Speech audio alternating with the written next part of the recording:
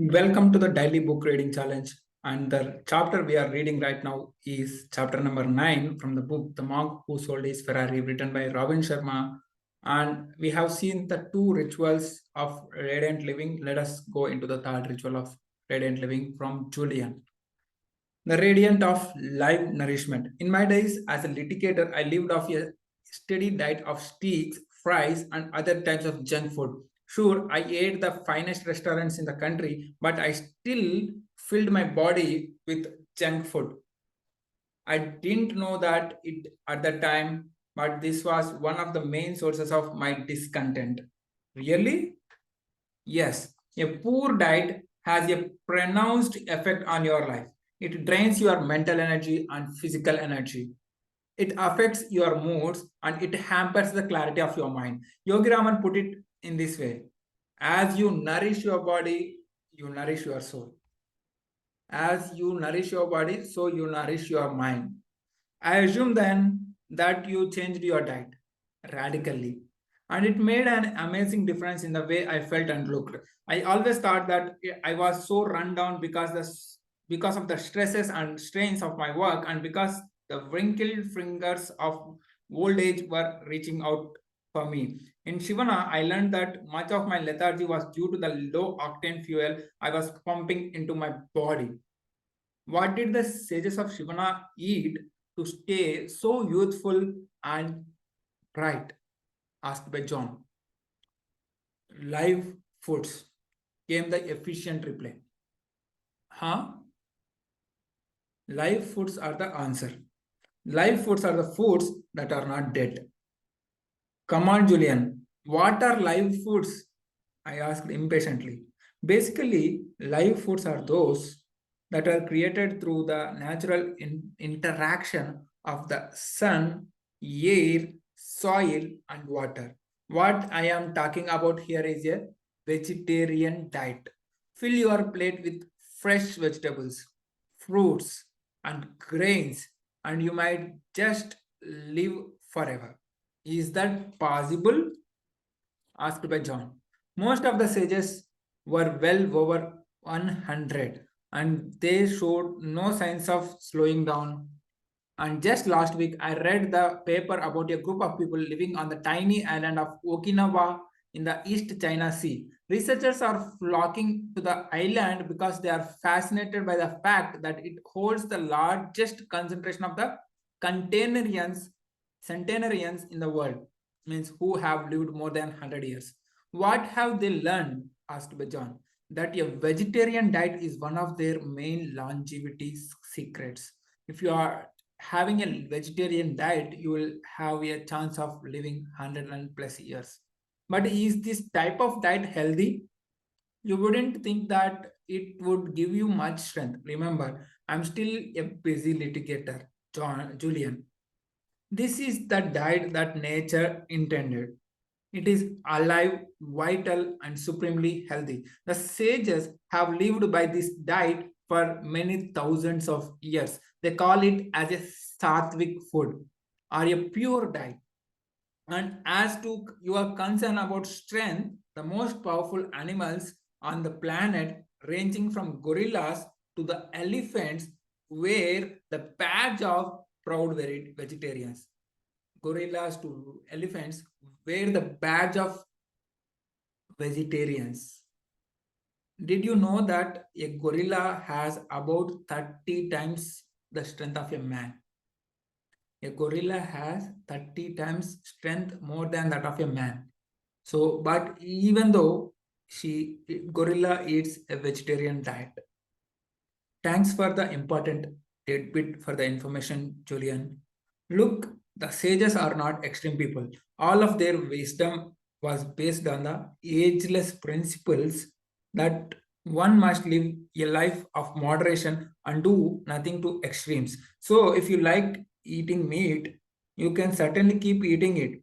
Just remember that you are ingesting dead food. If you can cut back on the amount of red meat that you eat, it is really hard to digest. And since your digestive system is one of the most energy consuming process of processes of your entire body, valuable energy reserves are needlessly depleted by this food stuff. Do you see what I am getting at? Just compare how you feel after eating a steak with your energy levels after eating a salad. If you don't want to become a strict vegetarian, at least start having a salad with every meal and a fruit for dessert. Have a salad for meal, and after meal have a fruit as a dessert. Even this will make you a huge difference in the quality of your physical life. That doesn't seem like it would be too hard to do. I replied, I have been hearing a lot about the power of a largely vegetarian diet. Just last week, Jenny told me a study in the Finland where it was found that 38% of new vegetarians studied reported that they felt far less tired and much more alert after only 7 months of this new way of life. I should try eating a salad with every meal. Looking at you, Julian, I might even make the salad of the meal. Try it for about a month and judge the results for yourself. You will feel phenomenal. Okay, if it's good enough for the sages, it's good enough for me. I promise you, I will give it a shot. It doesn't sound like much of a stretch. And anyway, I am getting pretty tired of firing up the barbecue every night. If I have sold you on the ritual of live nourishment, third ritual, I think you will love the fourth one. If I have sold you third ritual, I think you will love the fourth one also. Your student is still holding the empty cup. The fourth ritual is known as the ritual of abundant knowledge. It centers on the whole notion of lifelong learning and expanding your knowledge base for the good of yourself and all those around you. The old knowledge is power idea, it involves far more than that, John. Knowledge is only potential power. Knowledge is only potential power. For the power to be manifested, it must be applied. The knowledge is only potential power. If it has to be manifested, it has to be applied. Most people know that what they should do in any given situation or in their lives that matter. The problem is that they don't take daily consistent action to apply the knowledge and realize their dreams. The ritual of abundant knowledge is all about becoming a student of life. Ritual of abundant knowledge is all about becoming a student of life. Even more importantly, it requires that you use what you have learned in the classroom of your existence. What did Yogi Raman and the other sages to this to do this ritual is they had many sub rituals that they performed on a daily basis as a tribute to the ritual of abundant knowledge. One of the most important strategies is also one of the easiest. You can even start doing it right now today. It won't take up too much time. Will it take too much time, Julian? Julian smiled. These techniques, tools, and tips I am sharing with you will make you more productive and effective than you have ever been. Don't be penny wise and pound foolish. Consider those who say that they don't have the time to back up their computers because they are too busy working on them. Yet, when those machines crash and the months of important work is lost, they regret not investing a few moments in a day in saving it. Do you see my point? Get my priorities straight. Exactly. Try not to live your life bound by the shackles of your schedule. Instead, focus on those things that your concise and your heart tell you to do. Your heart tell you to do. When you invest in yourself and start to devote yourself to the rising your mind, body, and character to their higher levels, you will almost feel as if you have a personal navigator inside you and telling you which the things you must do to see the greatest and most rewarding results. You will stop worrying about your clock and start living your life. Point well taken. So, what was that simple sub ritual you were about to teach me? I asked to the Julian. Read regularly is the solution. Read regularly. Reading for 30 minutes a day will do wonders for you. Reading for 30 minutes a day will do wonders for you. But I must caution you, do not read just anything. You must be very selective about what you put into your lush garden, into your mind. You must be very selective about what you put in the lush garden of the mind. It must be immensely nourishing. Make it something that will improve both you and the quality of your life. What did the sages read, Julian? They spent many of their waking moments reading and rereading the ancient teachings of their ancestors. They devoured this philosophical literature. I still remember seeing these wonderful looking people seated on the little bamboo chairs reading their strangely bound books with the subtle smiles of enlightenment unfolding across their lips. It was in Shivana that I really learned the power of book and the principle that a book is the best friend of the wise. Book is the best friend of a wise. So I should start reading every good book I can get my hands on. Yes and no, come the reply. I would never tell you not to read as many books as you can. But remember, some books are meant to be tasted. Some books are meant to be chewed. And finally, some books are meant to be swallowed while whole, swallowed whole. Which brings me to the another point. You are feeling hungry. No, Jan, Julian smiled, laughed. I simply want to tell you that to truly get the best out of a great book, you must study it, not just read it. Go through it as you do when you read those contracts your big clients bring to you for your legal opinion. Really consider it, work with it, become one with it. The sages would read many of the books of the wisdom in their vast library or 15 times, 10 or 15 times. They treated great books as scriptures, holy documents of the divine origin. Wow, reading is really that much important? 30 minutes a day will make a delightful difference in your life. 30 minutes a day will make you a delightful difference in your life because you will quickly start to see the vast resources of the knowledge available for your use. Every answer to every problem you have ever faced is in its print, already printed.